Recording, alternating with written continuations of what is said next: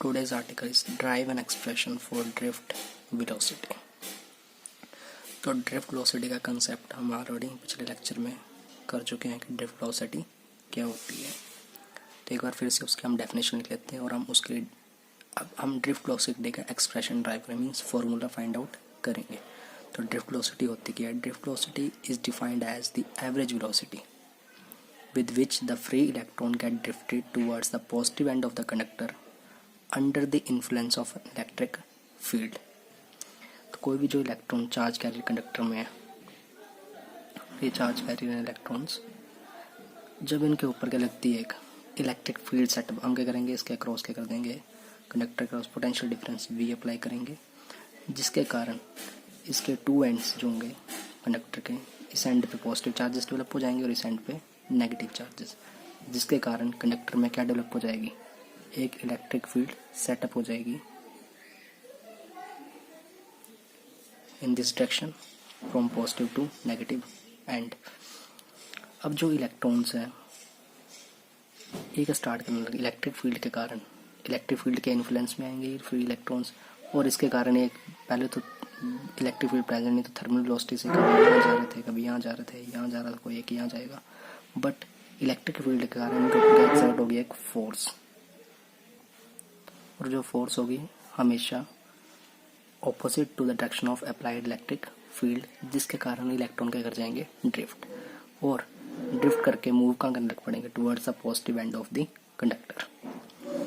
तो वही हमने लिखा है, V is the potential difference applied across the conductor and the magnitude of electric field setup is, electric field setup क्या होगी, तो हमारे पास इलेक्ट्रिक पोटेंशियल ग्रेडियंट का फॉर्मूला E=-dV/dr, इसका यूज़ करके हम इलेक्ट्रिक फील्ड जो है निकाल सकते हैं, वो होता है potential difference over length, V/r length होती है। तो V/v पोटेंशियल डिफरेंस है, L इसकी लेंथ है, तो हमने यहाँ पे फॉर्मूला लगा दिया L, V/L। तो हमारे पास क्या इलेक्ट्रिक फील्ड सेटअप होगी।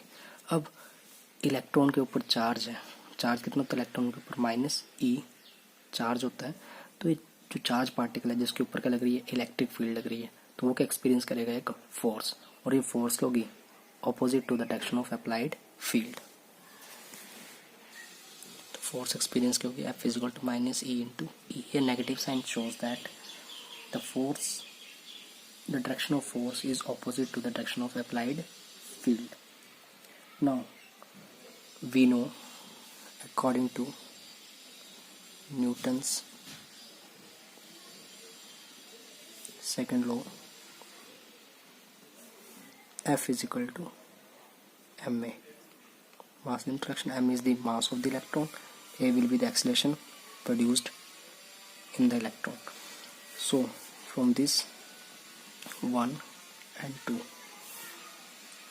from 1 and 2 we get m into a is equal to -e into e, यानी दिस implies a, एक्सेलरेशन हम फाइंड आउट कर लेंगे, -e/m into e। तो हमारे पास क्या आ गई इसकी acceleration of each electron. Now due to this acceleration, ये जो एक्सेलरेशन हमारे पास आई है, द फ्री इलेक्ट्रॉन, जो इलेक्ट्रॉन है, विल एक्वायर अनदर वेलोसिटी, किसके अलावा, थर्मल वेलोसिटी के अलावा अनदर वेलोसिटी एक्वायर कर लेंगे in direct component in direction of applied, in the direction of opposite to the applied electric field. However, the gain in velocity of electron due to electric field is very small and is lost in the next collision। तो जैसे ही electron free electron है, तो यहाँ पे free electron बना तो क्या होगा, यहाँ पे एक एटम भी होगा, एक पॉजिटिव आयन भी होगी, तो ये फ्री इलेक्ट्रॉन उसका जाके कर सकता है, टकरा सकता है, तो ये जब टकराएगा तो अपनी एनर्जी क्या कर देगा, ये लूज कर देगा। As a result the acceleration of electron is not proportional to the electric field applied. The positive ion also experience a force, ये जो पॉजिटिव आयन होंगी इनके ऊपर इलेक्ट्रिक फील्ड के कारण फोर्स लगेगी towards negative terminal of negative side की तरफ, जहाँ पे नेगेटिव चार्जेस हैं, तो पॉजिटिव आयंस का मूव करना चाहेंगे इस तरफ, बट वो इतनी मासिव होती हैं, क्या होती हैं, इतनी मासिव, तो फोर्स तो लगती है, मासिव है, तो जिसका मास ज़्यादा होता है F=ma, जिसका मास ज़्यादा हो उसमें एक्सलेशन जो प्रोड्यूस होती है वो निग्लिजिबल होती है। तो मास हैवी है तो फोर्स तो लग रही है बट एक्सलेशन प्रोड्यूस नहीं होगी उसमें, तो वो मूव्स नहीं करेंगी। नाउ एट एनी इंस्टेंट, अब वेलोसिटी का कंपोनेंट क्या होगा? The velocity acquired by electron having thermal velocity u1 will be, at any instant of time the velocity acquired by electron having thermal velocity u1 will be, हम equation motion use करेंगे v=u+at का। तो वहाँ से हम next जो velocity attain होगी first electron के वो कितनी होगी u1, तो थर्मल वेलोसिटी इनिशियल वेलोसिटी, उसके बाद ए एक्सलेशन उसमें प्रोड्यूस हुई है जब हमने इलेक्ट्रिक फील्ड के अंडर किसी कंडक्टर को रखा है। तो कितने टाइम के लिए रही वो? On time τ1 τ1 is the time elapsed between two consecutive collision. तो जो τ1 है ये टाइम इलैप्स्ड है बिटवीन टू कंसेक्यूटिव कोलिजन। तो कोलिजन किसके साथ कर सकता है? वो इलेक्ट्रॉन एटम के साथ और आयन के साथ, तो दो कोलिजन का बीच का कंसेक्यूटिव टाइम है ये। तो सिमिलरली v2 भी हम लिख सकते हैं सेकेंड अदर इलेक्ट्रॉन्स के पास जो वेलोसिटी है, सिमिलरली वेलोसिटीज, तो सिमिलरली अदर इलेक्ट्रॉन्स की वेलोसिटीज हम लिख लेंगे। अब तो average velocity of all the free electrons है, जो सभी इलेक्ट्रॉन्स के वेलोसिटी हैं v1, v2, v3 and vn, इन सभी के हम क्या लेंगे एवरेज, और उस एवरेज वेलोसिटी को हम क्या बोलते हैं? Drift velocity. That can be written as, और ड्रिफ्ट वेलोसिटी सभी वेलोसिटी का इंडिविजुअल वेलोसिटी का क्या होता है? इलेक्ट्रॉन की सम, सॉरी एवरेज लेते हैं, उसे हम कहते हैं ड्रिफ्ट वेलोसिटी। तो हम एवरेज ऐसे लेते हैं, वैल्यूज पुट कर देंगे, फिर यू वाले अलग कर लेंगे, ए कॉमन लेंगे, τ1 τ2 τ2 τ3 τn डिवाइड बाय n, इतना। अब सभी को पता है जो सम ऑफ एवरेज वेलोसिटीज होता है वो क्या होता है? Sorry sum of thermal velocities क्या होती है? वो होती है 0। तो ये सारा क्या हो जाएगा कंपोनेंट 0 प्लस ए एक्सलेशन और टो हम यहाँ पुट कर देंगे, we tau is called relaxation time, tau is called relaxation time.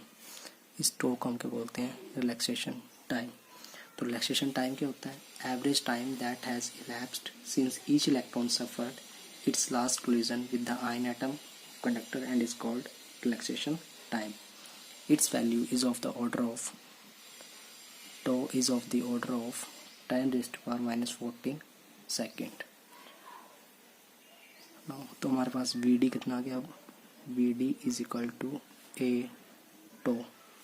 तो हम ए की एक्सलेशन हमने पहले निकाल ली है, पीछे एक्सलेशन जो निकाल ली वो कितनी आई थी? This implies Vd is equal to a की वैल्यू आई थी -e m इंटू टो। तो Vd हमारे पास आ गई दिस। ड्रिफ्ट वेलोसिटी जो है नेगेटिव साइन है किसके? इलेक्ट्रिक फील्ड का, मीन्स ड्रिफ्ट वेलोसिटी हमेशा किसकी होगी? Opposite to the direction of applied field होगी। इन मैग्नीट्यूड, ये वेक्टर फॉर्म है, in magnitude Vd is equal to -e/m/टो। हमारे पास मैग्नीट्यूड फॉर्म में ड्रिफ्ट वेलोसिटी आ जाएगी।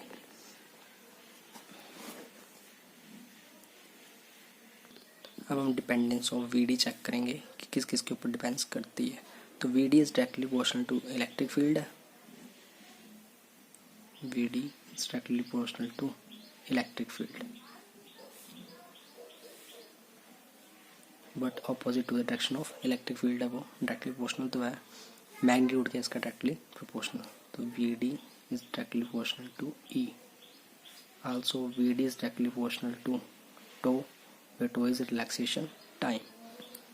तो जैसे ही इलेक्ट्रिक फील्ड बढ़ेगी तो मीन्स Vd किसके ऊपर डिपेंड करती है? इलेक्ट्रिक फील्ड और टो के ऊपर। चार्ज और मास क्या है? इलेक्ट्रॉन का क्या होगा? कांस्टेंट होते हैं, तो इनके ऊपर डिपेंड नहीं करेगी। तो means Vd is directly proportional to E and tau. अगर हम टेम्परेचर बढ़ाएं, if temperature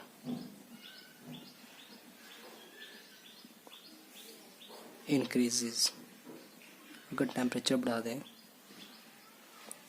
this implies tau decreases. This implies अगर टो डिक्रीज कर जाएगा तो टो के साथ वी डी का directly proportional means this implies V D decreases.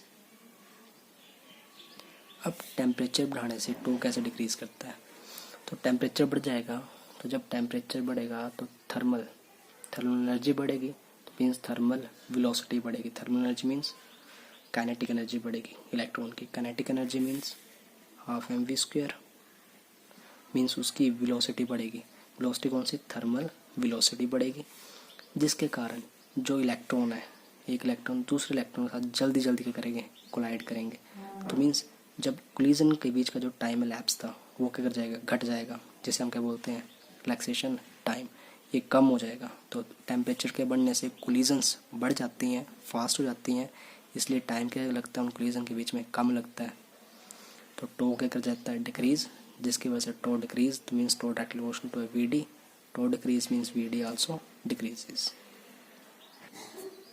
Now the next article is relationship between drift velocity Vd and electric current I. Current I and Vd के बीच हमने क्या करना है, एक रिलेशनशिप सेटअप करना है।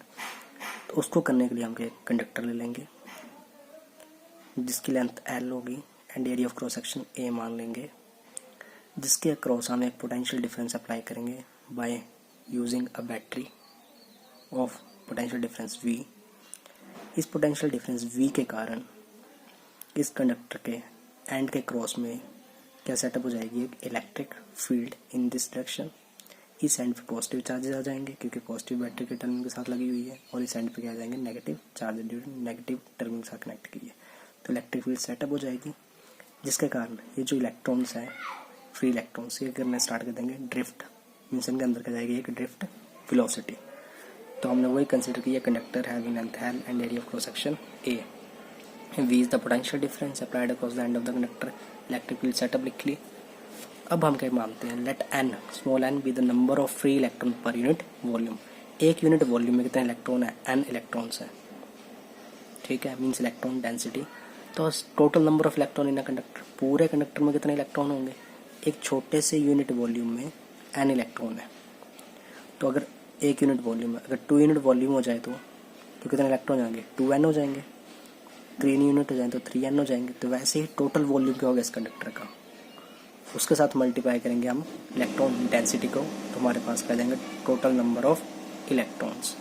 तो n हमारे पास एक यूनिट वॉल्यूम में इलेक्ट्रॉन डेंसिटी है, इनटू टोटल वॉल्यूम क्या होगा कंडक्टर का, length into area of cross section AL। तो हमारे पास टोटल नंबर ऑफ इलेक्ट्रॉन कितने आ गए, n into AL। Just total charge क्या आएगा, Q चार्ज टोटल होता है किसी कंडक्टर में, Q is equal two plus minus n E, where E is the charge on electron and n is the total number of electrons। total number of electrons हमने निकाल लिया n into AL, और E is the charge on electron। तो charge on electron क्या होता है, minus E, and total number of electron ऊपर निकाल लिया n into AL। Due to electric field a drift velocity Vd is set up and electron keep drifting। Drift करेंगे तो हम क्या निकाल लेंगे, अब इस एक्सप्रेशन में टाइम निकाल लेंगे फ्री इलेक्ट्रॉन्स को, जो टाइम का लेंगे पूरे वॉल्यूम में ड्रिफ्ट होने में जितना टाइम लगेगा उनको, उस टाइम को हम फाइंड आउट करेंगे। तो टाइम कितना होगा वो देखते हैं। तो ना time period for electron to drift complete length L complete length को ड्रिफ्ट करने में कितना टाइम पीरियड लगेगा। तो हमें मालूम है ड्रिफ्ट वेलोसिटी Vd, वेलोसिटी का फॉर्मूला, जनरल फार्मूला क्या है वेलोसिटी का, डिस्टेंस ओवर टाइम। तो डिस्टेंस यहाँ पे पूरे कंडक्टर की क्रॉस करना है, तो डिस्टेंस उसका L हो गया और टाइम क्या लग रहा है T। तो टाइम पीरियड फाइंड आउट करना, तो टाइम पीरियड का बन जाएगा L/Vd। तो हमारे पास time period for all electron to drift complete length L is T is equal to L/Vd, ये आ जाएगा हमारे पास। now current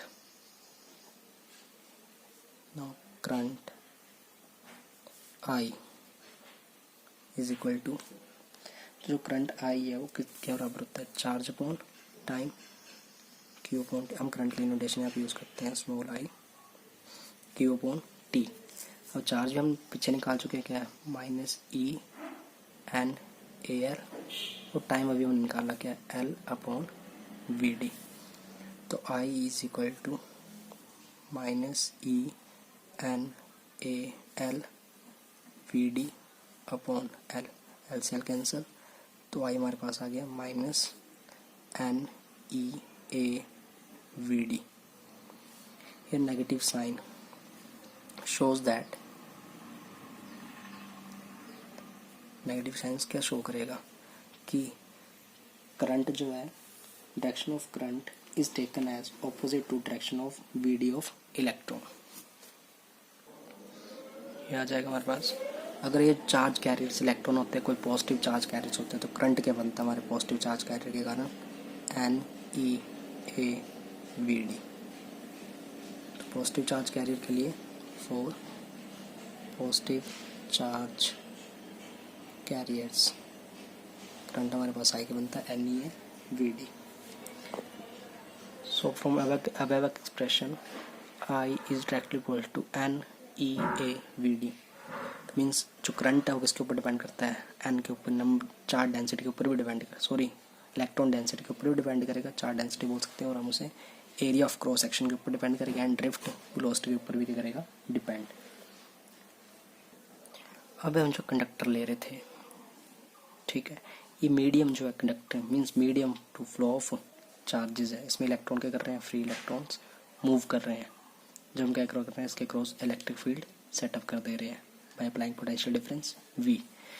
तो अगर ये मीडियम चेंज करें, मीन्स कंडक्टर को हम चेंज करें, मेटल टू मेटल की करेगा, अलग अलग मटेरियल्स ने, तो उनमें हर एक में जो होगी ड्रिफ्ट वेलोसिटी हर एक फ्री इलेक्ट्रॉन्स की क्या होगी, डिफरेंट होगी। Drift velocity changes from medium to medium.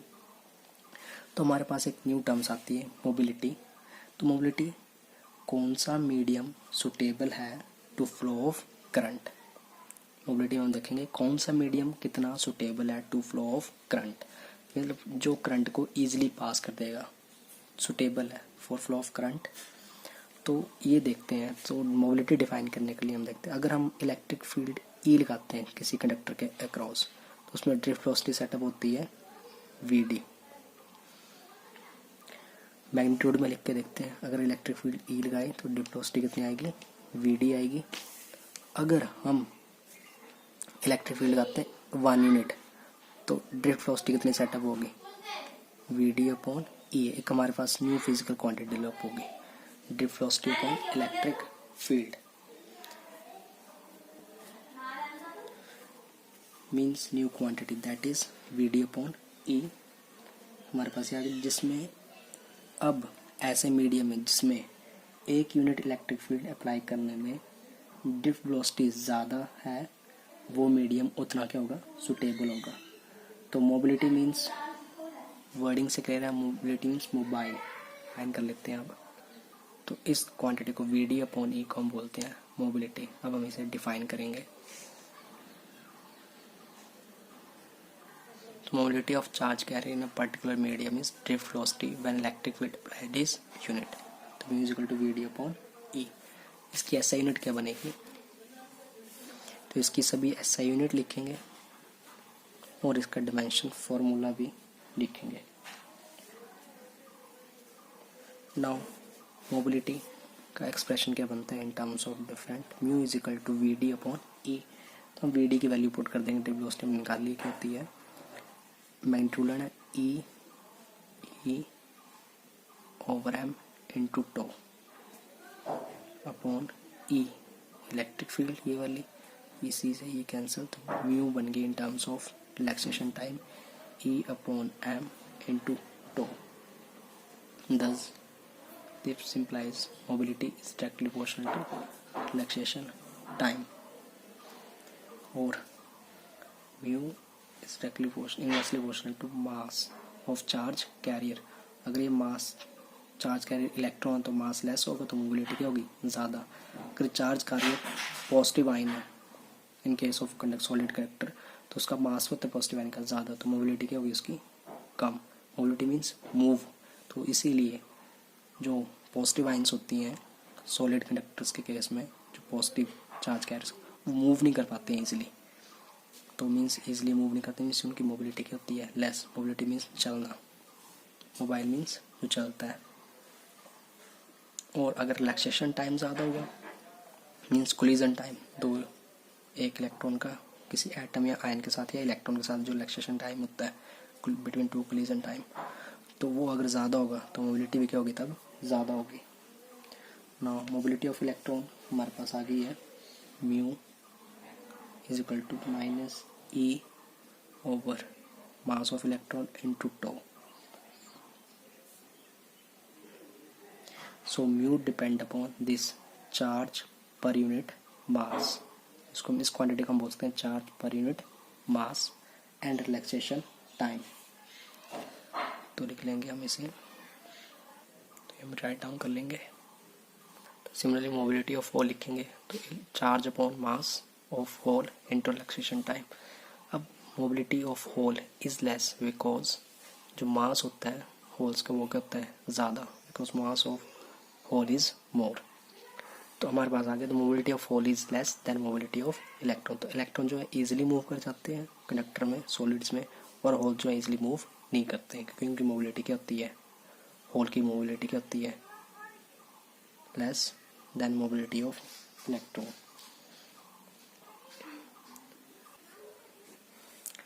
Next is Ohm's law.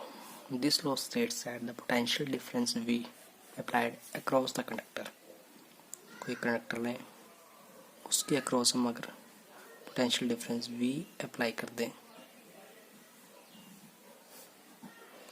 V apply करेंगे इलेक्ट्रिक फील्ड सेटअप होगी in this direction and current I will also flow. So V is directly proportional to क्या होता है I।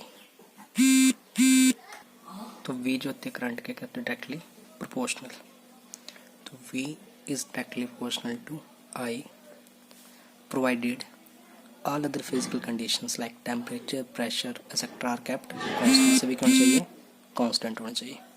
तो V is directly proportional to I। अब proportionality के sign को उठाने के लिए हम लेते हैं कांस्टेंट और प्रोपोर्शनलिटी, तो V is equal to R I। This constant of proportionality, constant of proportionality is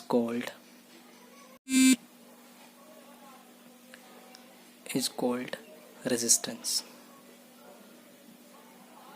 इसे हम कहते हैं resistance. So R is equal to V upon I, but mathematical तो हम इसको ऐसे लिख सकते हैं R is equal to V upon I, but जब भी हम किसी भी रिलेशन में कोई एक कांस्टेंट पुट करते हैं प्रोपोर्शनलिटी के साइन को हटाने के लिए, तो जो कांस्टेंट आता है R आया, जैसे हमने कैपेसिटेंस में किया था Q is directly proportional to V था और Q हमारे पास है CV। तो C की जो वैल्यू ना Q के ऊपर डिपेंड करती है ना ही V के ऊपर, एज लाइक दैट R की वैल्यू ना V के ऊपर डिपेंड करेगी ना I के ऊपर, मीन्स R का एक कांस्टेंट, तो कांस्टेंट कभी भी इनके ऊपर डिपेंड नहीं करेगा। So as like capacitance depend करती थी ज्योमेट्री ऑफ द कैपेसिटर, तो वैसे ही रेजिस्टेंस भी डिपेंड करती है, depend upon the geometry of the conductor, जो हम फर्दर आगे चल के स्टडी करेंगे।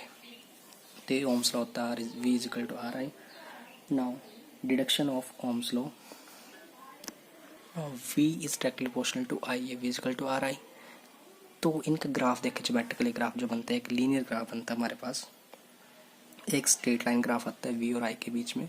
तो जो स्लोप होती है इसकी VI ग्राफ की, ये जो स्लोप हम निकालेंगे यहाँ से 2 पॉइंट्स, तो ये जो स्लोप होती है ये होती है रेजिस्टेंस। तो slope in geometry R, slope of VI graph represents resistance, और R is equal to V upon I लिख सकते हैं हम। और क्या स्लोप लिखने का फॉर्मूला कहते हैं tan थीटा, ये भी लिखा जा सकता है। तो स्लोप का यहाँ पे V अपॉन I। तो अगर हमारे पास दो ग्राफ हैं, अगर एक ग्राफ और हमारे पास VI ये वाला है, तो बताओ किसकी स्लोप ज़्यादा होगी। तो स्लोप किसकी ज़्यादा होती है, जिसका एंगल ज़्यादा होगा थीटा, उसकी स्लोप क्या होगी ज़्यादा।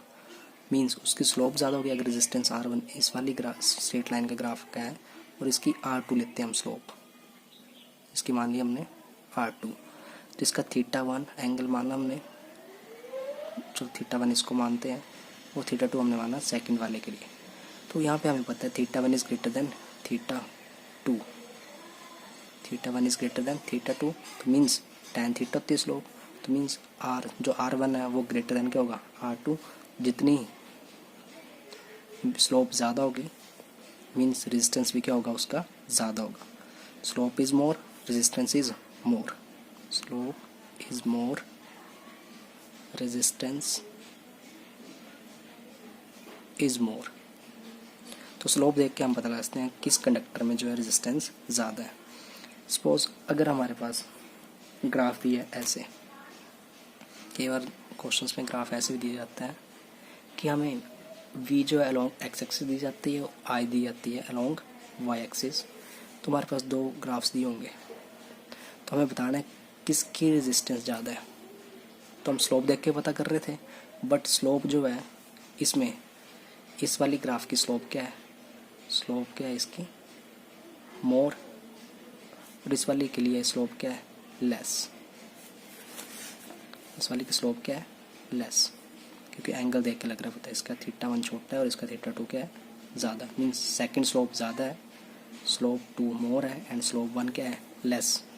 तो रेजिस्टेंस किसकी ज़्यादा होगी, तो ध्यान देना है, अभी हमने पीछे किया कि जिसकी स्लोप ज़्यादा होगी उसकी रेजिस्टेंस क्या होगी ज़्यादा, बट इसमें ध्यान देना है कि हमने VI ग्राफ ड्रॉ किया था और रेजिस्टेंस होती है V/I, बट इसमें हम स्लोप निकालेंगे, निकलेगी क्या I/V, यहाँ स्लोप निकलेगी I/V, मीन्स I/V निकलेगी, मतलब हमारे पास क्या निकलेगा 1/R।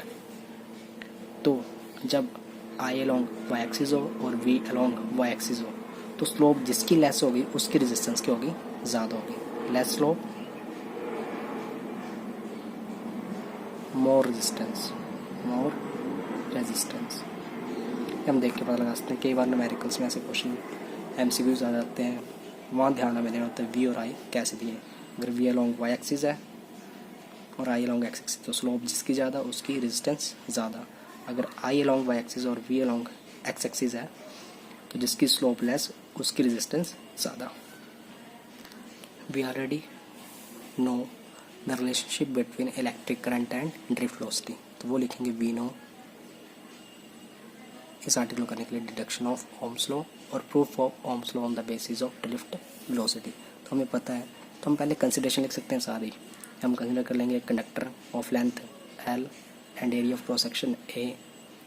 अगर if V is the potential difference applied across the end of the conductor, तो उसके अंदर क्या सेटअप हो जाएगी, एक इलेक्ट्रिक फील्ड E सेटअप हो जाएगी, that is given by E is equal to V/L, जिसके एज अ रिजल्ट जो फ्री इलेक्ट्रॉन्स होंगे वो ड्रिफ्ट हो जाएंगे opposite to the direction of applied field, hence as a result current I will start flowing through the conductor as shown in given direction arrows. So we know I current is equal to, in magnitude form लिखेंगे अब हम NEA VD होता है, also VD जो drift velocity थी हमने, also VD is equal to EE over M into tau, ये लिख के दिया हमने। तो ये हम VD की वैल्यू यहाँ ऊपर पुट कर देंगे, तो I हमारे पास बन जाएगी, तो हमने करंट वैल्यू पुट कर दी VD की, इसको सॉल्व किया, हमारे पास ये आ गया expression. Now next, if V is the potential difference applied across the end of the conductor L, electric field setup is E equal to V/L, इसको फोर्थ नंबर डालेंगे और using this equation 4 in equation 3 हम E की value put कर देंगे। तो 3 implies I is equal to, तो ये सारे हमने इकट्ठे कर लिए और ये आ गया V, तो ये I is directly proportional to V आ गया, और हम इसे क्या लिखते हैं V/I, क्या बन जाएगा ML/NE स्क्वायर टो, और V/I को हम बोलते हैं रेजिस्टेंस, तो R हमारे पास आ गई रेजिस्टेंस, तो R is equal to resistance आ गया हमारे पास ML/NE स्क्वायर टो। तो रेजिस्टेंस की वैल्यू इन सभी कंपोनेंट्स के ऊपर डिपेंड, इन सभी फिजिकल क्वांटिटीज़ के ऊपर डिपेंड करती है। तो इसे हम डिस्कस करेंगे फर्दर, तो इन्हें डिस्कस कर लेते हैं अब। Constant E and M are constants of electron, electron के कांस्टेंट्स हैं, and N is electron density for specific conductor is constant. तो स्पेसिफिक कंडक्टर के लिए एन, इसके ई और एम क्या होंगे, कांस्टेंट होंगे। Tau is relaxation period depend upon temperature, temperature को डिपेंड करती है टो, और टेम्परेचर हमने क्या रखी हुई है ओम्स लॉ में, कांस्टेंट रखी हुई है। At constant temperature tau is constant, इसे हम कांस्टेंट ट्रीट करेंगे। फॉर एनी स्पेसिफिक एक्सपेरिमेंट, किसी स्पेसिफिक एक्सपेरिमेंट में जो मेटल लेंगे हम या कंडक्टर लगाएंगे उसकी लेंथ और एरिया ऑफ क्रॉस सेक्शन को चेंज नहीं करेगा, वो भी क्या हो जाएंगे कांस्टेंट। तो ए और एल भी क्या हो गए वहाँ पे कांस्टेंट, तो सभी को हमने क्या ट्रीट किया एज अ कांस्टेंट, इसलिए I is directly proportional to V. तो आर ले लिया हमने, तो आर हमारे पास आ चुका है M L over N E square tau. For constant M N tau, for constant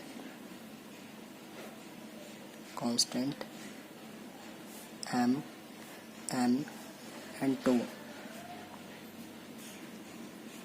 R is equal to R क्या हो जाएगा एम एन और टो और ई भी, ये सभी क्या कांस्टेंट। तो R is directly proportional to L upon A, तो आर किसके डायरेक्टली प्रोपोर्शनल जाएगा एल अपॉन ए। तो रेजिस्टेंस ऑफ अ कंडक्टर, किसी कंडक्टर की रेजिस्टेंस डिपेंड करती है length and area of cross section.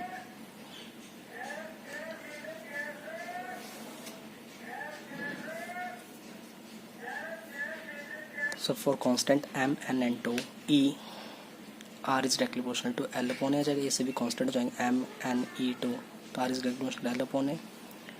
Resistance of conductor depend upon, तो रेजिस्टेंस कंडक्टर डिपेंड करता है इफ वी चेंज मेटल, अगर हम मेटल चेंज करते हैं मीन्स आयरन का है, फिर कॉपर ले लें, सिल्वर ले लें, तो n changes, number of charge carrier change करेंगे।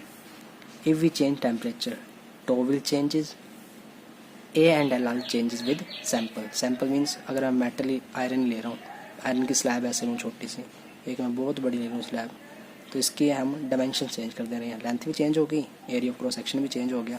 तो A and L changes with sample and N and tau changes with material. Thus we have to know which characteristic on changing effect. If temperature increases, R increases, ये हम देखेंगे further आगे।